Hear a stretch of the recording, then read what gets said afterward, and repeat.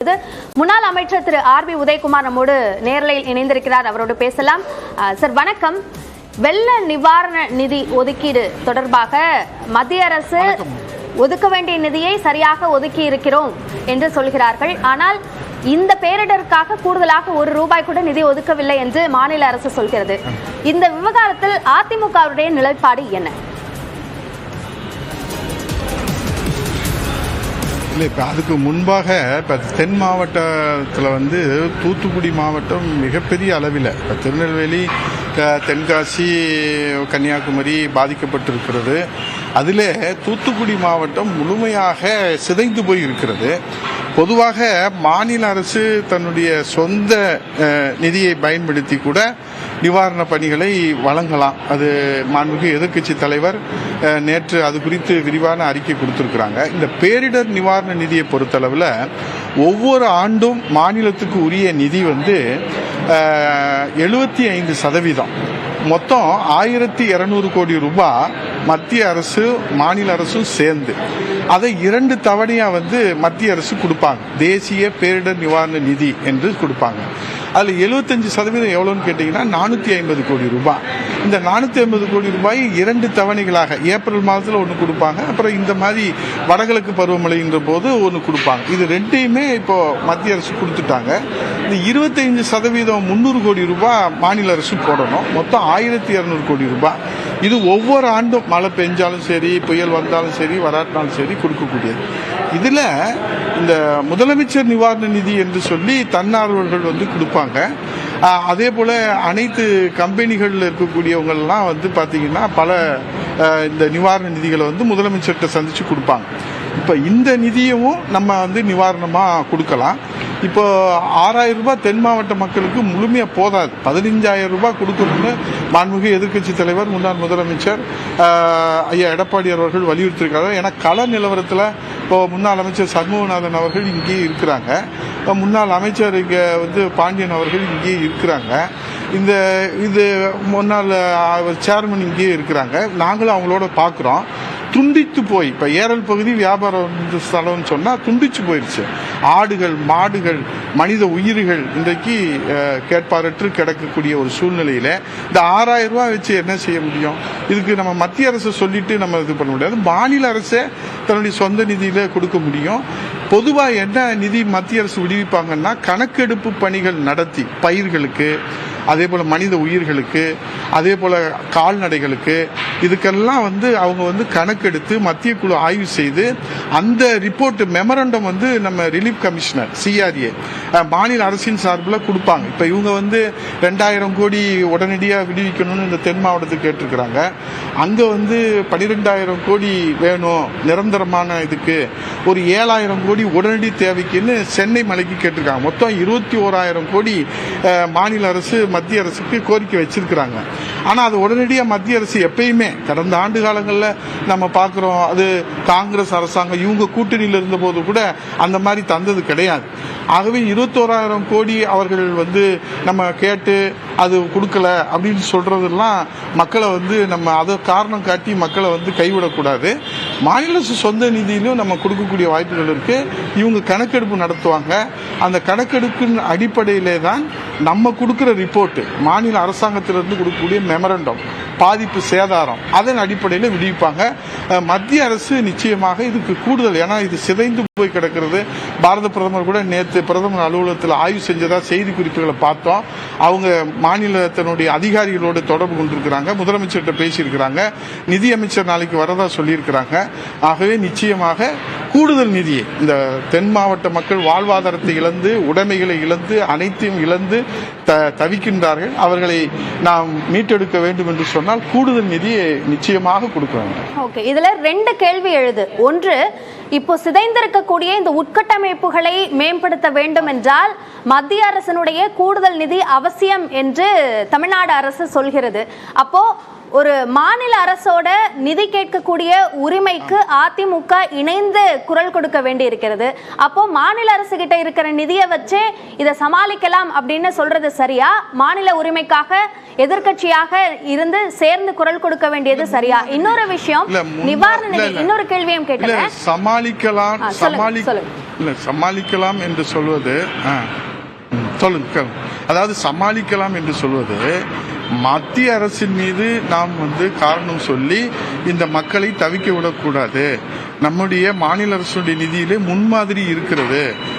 நம்முடைய முதலமைச்சராக எடப்பாடி அவர்கள் இருக்கிற போது இதே தூத்துக்குடி மாவட்டம், கன்னியாகுமரி மாவட்டங்கள்லாம் மீனவர்களுக்கு 20 லட்சம் ரூபாய் கொடுத்தாங்க. ஆனால் பேரிடர் நிவாரண நிதியிலிருந்து 4 லட்சம் ரூபாய் தான் அதுக்கு அனுமதி. ஆனால் முதலமைச்சருடைய நிவாரண நிதியிலிருந்தும் அதே போல அந்த பிஷரிஸுடைய அந்த வாரியத்திலிருந்தும் தனிப்பட்ட முறையில் சிறப்பு ஒதுக்கீடாக 20 லட்சம் ரூபாய் மனித அந்த உயிரிழப்புகளுக்கு கொடுத்தாங்க. இது ஒரு முன்மாதிரி சொல்றேன். நான் சொல்றது தொலைநோக்கு கட்டமைப்புகளுக்கு நம்ம ஒவ்வொரு ஆண்டும், இப்ப நாங்க இருக்கிற போது கூட 10 ஆண்டுகள் நீங்க பாத்தீங்கன்னா தொடர்ந்து கேட்டிருக்கிறோம். தொடர்ந்து நம்ம இதுக்கெல்லாம் கொடுக்கணும், கட்டமைப்புகளுக்கு கொடுக்கணும் அப்படின்னு கேட்கறதும் அவங்க இந்த உடனடி தேவைகளுக்கு கொடுப்பதும் தான் ஒரு வழக்கமாக வைத்திருக்கிறார்கள். அதை காரணமாக சொல்லி, அந்த மத்திய அரசே காரணமாக சொல்லி தமிழ்நாட்டு மக்களை நாம் வஞ்சிக்க கூடாது என்பதுதான் எங்களுடைய நிலைப்பாடு. இல்ல, இப்போ அந்த வலியுறுத்தல் முன்வைக்கிறதுக்கான முக்கியமான காரணமே என்ன அப்படின்னா, நிவாரண நிதி என்பது மத்திய அரசால் கொடுக்கப்பட்ட நிதியில கொடுக்கப்படல, தமிழ்நாடு அரசு நிதி ஒதுக்கி அதற்காகத்தான் கொடுக்குது. அப்போ மத்திய அரசு கூடுதலான நிதி கொடுக்காமலே நிவாரண நிதியை உயர்த்தி கொடுக்கணும் அப்படின்ற அந்த கோரிக்கை நிறைவேற்ற முடியறது சாத்தியமா? இல்ல, நான் தான் சொன்னேன்ல, ஒவ்வொரு ஆண்டுக்குமே தேசிய பேரிடர் நிவாரண நிதியும் மாநில பேரிடர் நிவாரண நிதியும் இணைந்து 1200 கோடி ரூபாய். அதுல இன்றைக்கு 450 கோடி 2 தவணைகளாக 900 கோடி ரூபாய் மத்திய அரசு கொடுத்துட்டாங்க. இப்போ 300 கோடி ரூபாய் தான் மாநில அரசுடைய பங்களிப்பு. கூடுதல் நிதியாக மாநில அரசுடைய சொந்த நிதியை பயன்படுத்துவதற்கு எந்த தடையும் கிடையாது. சட்டத்திலேயோ எதுலேயுமோ தடை கிடையாது. ஏன்னா இங்க இருக்கக்கூடிய அவசர தேவைக்கு உடனடியாக நம்ம பயன்படுத்தி, ஏன்னா மத்திய அரசு சில வழிமுறைகள் வைத்திருக்கிறாங்க. பேரிடர் நிவாரண நிதியை விடுவிப்பதற்கு சில வழிமுறைகள் வைத்திருக்கிறாங்க, வழிகாட்டுதல் வைத்திருக்கிறாங்க. அதையெல்லாம் அவர்கள் பூர்த்தி செய்தது அந்த ஆய்வுடைய அறிக்கை கிடைத்து அவர்கள் நேரடி ஆய்வுக்கு பிறகு அதுக்கப்புறம் தான் விடுவிப்பாங்க. இங்கே வெள்ளத்தில் தத்தளிச்சுக்கிட்டு இருக்கிறவங்களுக்கு போர்க்கால அடிப்படையில் கொடுக்கணுன்றதுதான் எங்கள் மாண்புமிகு எதிர்க்கட்சி தலைவர் முன்னாள் முதலமைச்சர் ஐயா எடப்பாடி அவருடைய கோரிக்கை, இங்க இருக்கக்கூடிய முன்னாள் அமைச்சருடைய கோரிக்கை.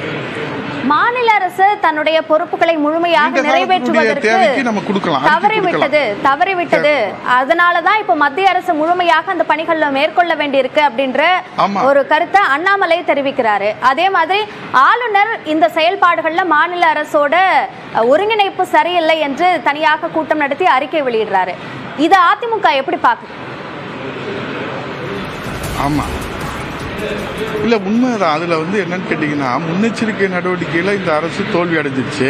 வானிலை ஆய்வு மையம் அறிக்கை கொடுத்ததற்கு பிறகு மெத்தனமா இருந்துவிட்டு இவர் இங்க வெள்ளத்துல தத்தளிக்கிற போது டெல்லியில போய் கூட்டணி குறித்து சீட் ஷேரிங் பத்தி பேசிக்கிட்டு இருக்கிறாரு. இங்க வெள்ளத்துல செத்து மிதந்துகிட்டு இருக்கிறாங்க இந்த தூத்துக்குடி, திருநெல்வேலி, கன்னியாகுமரி, தென்காசி மக்கள். ஆக முன்னெச்சரிக்கை நடவடிக்கையில தோல்வி அடைந்ததை மறைப்பதற்காக, திசை திருப்புவதற்காக வானிலை ஆய்வு மையத்தின் மீது பழி போடுறாங்க. பொதுவா வானிலை ஆய்வு மையத்தினுடைய நீங்க கடந்த கால ஒரு ஆண்டுகளில் நீங்க எடுத்து பாருங்க, கனமழை, மிக கனமழை, மிதமான மழை இப்படிதான் சொல்லுவாங்க. அது எத்தனை சென்டிமீட்டர்ன்றது பெய்ஞ்சதுக்கு அப்புறம் தான் சொல்லுவாங்க. காற்றழுத்த தாழ்வு மண்டலம் சொல்லுவாங்க, ஆழ்ந்த காற்றழுத்த தாழ்வு மண்டலம் சொல்லுவாங்க, அதோடைய வேகத்தை சொல்லுவாங்க, அது எங்க கரையை கடக்கிறதுன்னு சொல்லுவாங்க, கரையை கடக்கிற போது எத்தனை கிலோமீட்டர் வேகத்தில் அந்த இது நமக்கு காற்று, புயல் காற்று, சூறை காற்று வீசும் என்பதை சொல்லுவாங்க. இப்போ ஒரு முதலமைச்சராக இருக்கிறவரே அதை 10ஆம் பசிலித்தனமா இது அரைகுறை அறிக்கையா கொடுத்துருக்குறாங்கன்னு சொல்லி பழியை போட்டு தப்பிக்க முடியாது. பொறுப்பு இருக்கு, அரசுக்கு பொறுப்பு இருக்கு, அதிகாரிகள் இருக்கிறாங்க. இந்த வானிலை ஆய்வு மையத்தில் பேரிடர் மேலாண்மையில் 24/7 மாநில அவசர கட்டுப்பாட்டு மையம், அதை அவங்க முழுமையா பயன்படுத்தி இருக்கணும். முதலமைச்சர் அங்க போய் உட்கார்ந்தாரு, ஆனா அதுல எந்த விதமான நடவடிக்கை எடுக்கலன்றதுதான் இப்ப அந்த இருக்கக்கூடிய கள நிலவரம் உண்மையான நிலைமை. நிறைவாக பொதுவாக ஒரு கேள்வி, இப்போ முன்னெச்சரிக்கை நடவடிக்கை அப்படின்னு எடுக்கும்போது அது நீண்ட கால முன்னெச்சரிக்கை நடவடிக்கைகளும் நம்ம உள்ளடக்கி பார்க்க வேண்டியிருக்கு. இப்போ மழைநீர் வடிகால் உள்ளிட்ட இந்த பணிகளை பொறுத்த வரைக்கும் அதற்கு முன்பு ஆட்சியில 10 ஆண்டு காலம் ஆட்சியில இருந்த அதிமுகவிற்கும் அதுல பங்கு இருக்குதானே? ஒரு பெருமழையை எதிர்கொள்வத அளவுக்கு தமிழ்நாட்டை தயார் செய்யறதுல உண்மைதான் நீங்க சொல்றது உண்மைதான். அதன் அடிப்படையில தான் சென்னை உள்ளிட்டவர்களை அந்த வடிகால் கட்டமைப்புகளை நாங்க கிட்டத்தட்ட 2000 கிலோமீட்டருக்கு மேல பண்ணியிருக்கிறோம். அதே போல இங்க தூத்துக்குடியில பக்கிங் கால்வாய அந்த ஓடைய நாங்க தான் அந்த திட்டத்தை இங்க இருக்கக்கூடிய அமைச்சர்கள், சண்முகம் அமைச்சராக இருந்தாரு, செல்லப்பாண்டி சீனத்தானா அமைச்சராக இருந்தாரு, இவங்கெல்லாம் கோரிக்கை வச்சாங்க. கடம்பூர் ராஜு அவர் அமைச்சர் கோரிக்கை வச்சாங்க. அதன் அடிப்படையில் நான் தான் அன்னைக்கு வருவாய்த்துறை அமைச்சராக வந்து இங்க ஆய்வு செய்து உள்ளாட்சித்துறை அமைச்சராக SP வேலுமணி அவர்கள் இருந்தாங்க. இதுக்கு சிறப்பு நிதியா கொண்டு வந்து கடல்ல போய் கலக்கிறக்காக இந்த தூத்துக்குடியினுடைய மொத்த தண்ணீரையும் கடல்ல கொண்டு போய் கலக்கிற அந்த பக்கிங்காம் கால்வாயுடைய அந்த வடிகாலை கொண்டு வந்தது அதிமுக அரசு. அதை இவங்க ஆட்சி பொறுப்பு ஏற்ற 100% முடிச்சிருக்கணும். 80% எங்க ஆட்சியில வந்து அண்ணா திராவிட முன்னேற்ற கழக ஆட்சியில எடப்பாடியார் முதலமைச்சராக இருக்கிற போது முடிச்சாங்க. அதை இவங்க கிடப்புல போட்டதுனாலதான் இன்னைக்கு பக்கிங்காம் கால்வாயில கொண்டு போய் கடல்ல சேர்க்க முடியாம அது ஊருக்குள்ள தண்ணி ஏறி இன்னைக்கு 8 நாள் ஆச்சு, இன்னைக்கு வரைக்கும் தண்ணியை எடுக்க முடியல.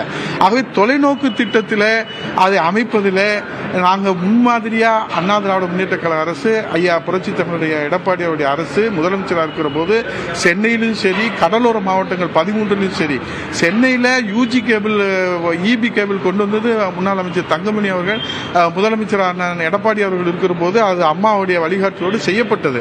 அதே போல கடலோர மாவட்டங்களிலும் இது ஒரு பேரிடர் தணிப்பு நடவடிக்கைகளுக்கு என்று 12,000 கோடிக்கு மேல அதை செஞ்சிருக்கிறோம். ஆகவே ஒவ்வொரு ஆண்டுமே நம்ம நீண்ட கால அந்த திட்டங்களுக்கு கோரிக்கை வைப்பது, மத்திய அரசுல கோரிக்கை வைக்கிறது. நாங்களே நேரில் போய் அன்னைக்கு ராஜ்நாத் சிங் உள்துறை அமைச்சராக இருந்தாரு, எங்களை முதலமைச்சர் ஐயா எடப்பாடியார் அனுப்பிச்சு வச்சாங்க. நாங்க போய் பேசணும், அந்த கட்டமைப்புகளுக்கான நிதிகளை பெற்றோம், அதெல்லாம் நாங்க செயல்படுத்தினோம். இப்ப இவங்க கிடப்புல போட்டுட்டதுனால தான் எந்த கால்வாயும் முழுமையாக முடிக்காதனால தண்ணி கடலுக்கு போகாம வீட்டுக்குள்ள போயிடுச்சு. ஆகவே தொலைநோக்கு திட்டத்தை செய்வதை அண்ணா திராவிட முன்னேற்ற கழகம் தான் முன்மாதிரியா இருந்திருக்கு. நன்றி, வணக்கம். பல்வேறு கேள்விகளுக்கு பதிலளித்தமைக்கு நன்றி திரு RB உதயகுமார்.